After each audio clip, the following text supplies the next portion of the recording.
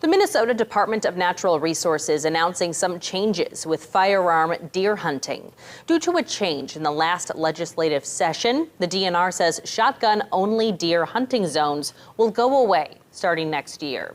These zones prevent hunters from using rifles to harvest deer. DNR's acting big game program coordinator, Paul Burr, says the change will permit people to hunt using rifles unless their county formally passes an ordinance restricting the use of such guns. Burr says there is a misconception that the purpose behind shotgun-only zones is for safety. A lot of folks think that, southern Minnesota, it's pretty flat, it's pretty open. So they might be concerned about people out in the field using firearms. Bullets can travel. So the idea there is people thinking, well, shotguns, they don't travel as far. So that's the reason we have a shotgun zone. However, that's actually not the case.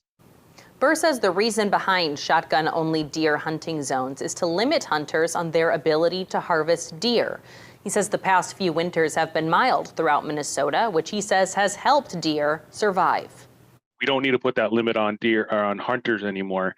So allowing rifles, they are capable of shooting a little bit farther, and they tend to be more accurate. So they're just arguably a better tool for deer hunting. Burr says legal rifles for big game are ones that are center fire and have at least a .22 caliber.